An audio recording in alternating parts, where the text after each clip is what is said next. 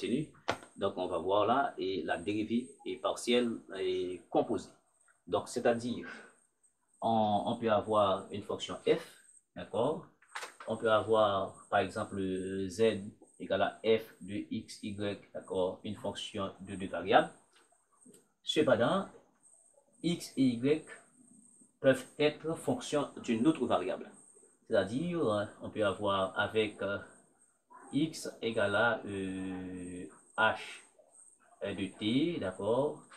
Tout comme y peut être un g de t, d'accord? Un g de t, d'accord? C'est-à-dire, z est égal à f de x est quoi? H de t, n'est-ce pas? Y, c'est g de t, d'accord? Donc, ça veut dire z, effectivement, est fonction de t. Maintenant, comment déterminer la dérivée de z par rapport à t? Donc, il nous faut dériver de z par rapport à t. Disons un dz et un dz dt. Comment trouver un dz dt? Donc, d'abord, il faut se rappeler que maintenant x est quoi? X est fonction de t, d'accord? Y est fonction de t. Donc, ça va nous donner quoi? On va avoir un d1 f d1 x par d1 x d1 t. Vous voyez? Est-ce qu'on fait? Voilà, maintenant vous remarquez ici, on n'a plus les x, on n'a que des dt. Maintenant, puisqu'il reste un y, donc plus d1 f d1 y, d'accord, par d'accord, d1 y d1 t. Donc tout ceci montre que on passe de x, y à dt.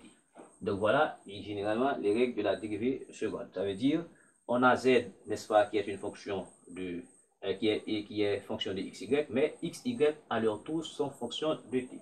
Donc pour cela, donc pour déterminer la dérivée de z par rapport à t, donc on utilise, n'est-ce pas, cette dérivée et partielle composée. Donc les exemples, on a beaucoup d'exemples à faire là, d'accord? On a beaucoup d'exemples à faire. Ok, on va faire des exemples simples. Imaginez que l'on a exemple. Imaginez qu'on a z égale à x carré plus y carré et qu'on a x, n'est-ce pas, égal à t3 et y égale à 1 plus t2. D'accord? Donc, comment trouver dz, n'est-ce pas, et dt? Ça est en question. D'accord? Eh bien, comment faire? Et on doit dire que dz dt, ça va faire quoi? C'est d1z, n'est-ce pas, d1x par d1x d1t plus d1z, n'est-ce pas, d1y par d1y d1t.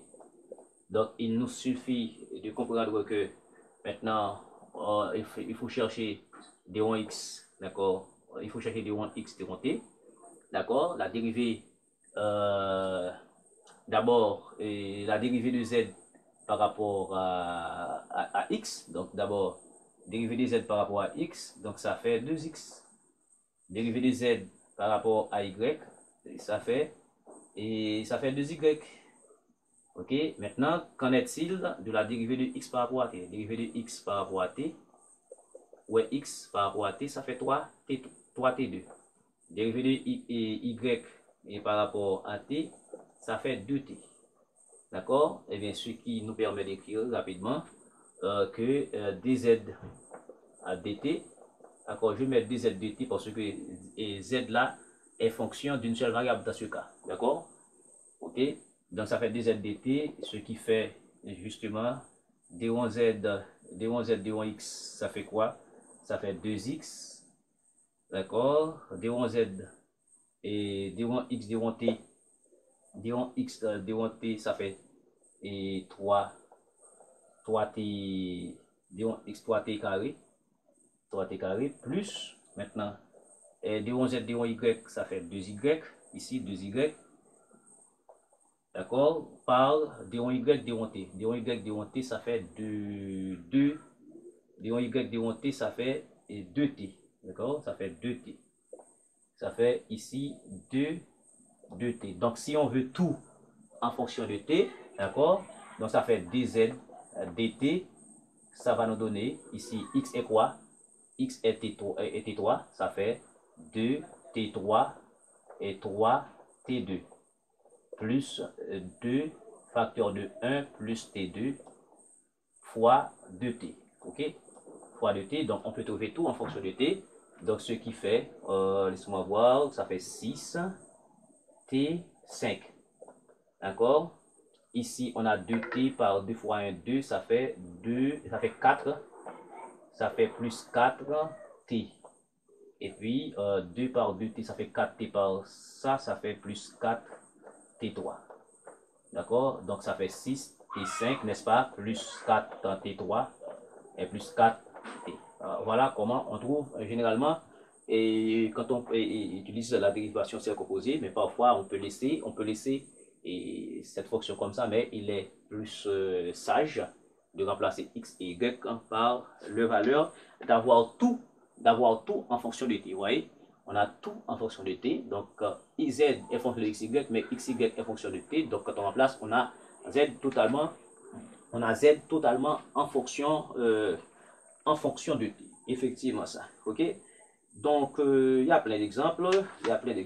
Je fais ça tout simplement parce que je vais devoir utiliser, n'est-ce pas, ces genres de changements pour en coordonnées polaires. Donc on va voir tout de suite, n'est-ce pas, et comment passer, n'est-ce pas, utiliser la dérivée partielle composée, n'est-ce pas, pour permettre de passer de l'équation de Laplace qu'on vient de voir pour les fonctions harmoniques en coordonnées polaires. Mais on doit quand même faire certains exemples, d'accord?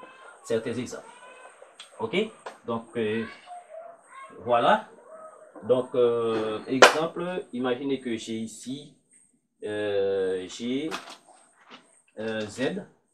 Imaginez que j'ai z égale à un x exponentielle de x sur y. D'accord? Et on a, je dirais, x et x est égal à cos t. X égale à cos t, y est égal à, n'est-ce pas, exponentielle de 2t. D'accord? Exponentielle de 2t. Maintenant, on veut la dérivée de z. On veut dériver et on veut 2z sur dt. Donc, vous voyez, ça fait d1z, d1x par d1x, d1t, à plus d1z, d1y par d1y, d1t. Vous voyez? Donc, on simplifie ici. Donc, on a tout en t. D'accord? On a tout en t. Donc, il faut maintenant déterminer la dérivée de z par rapport à x. Donc, d1z, parce que z là est une fonction de des variables ici. D'accord? Donc, d1z, d1x, d1z, d1x, ça fait quoi? Maintenant, on a x du côté. Donc, on a un uv. Donc, on a un uv.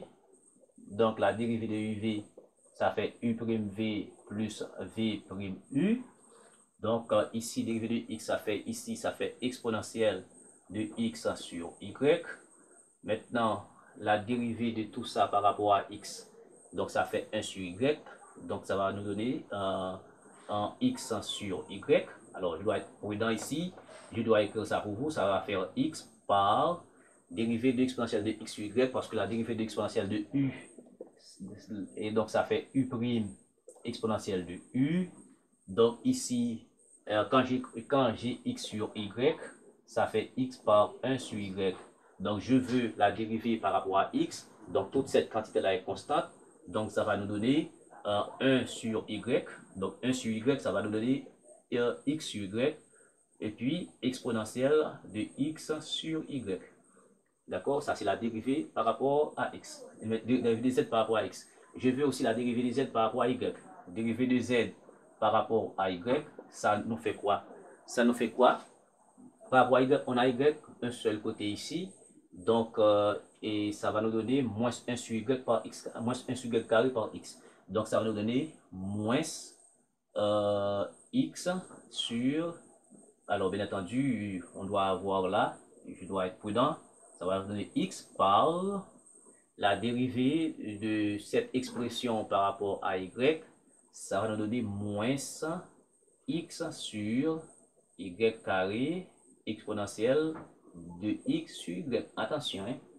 Donc ça va nous donner ici moins x carré sur y carré exponentielle de x sur y. Vous voyez?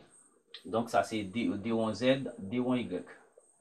D1Y. Maintenant, il nous faut aussi dériver de x par rapport à t. D1x, D1t, ça va nous donner quoi?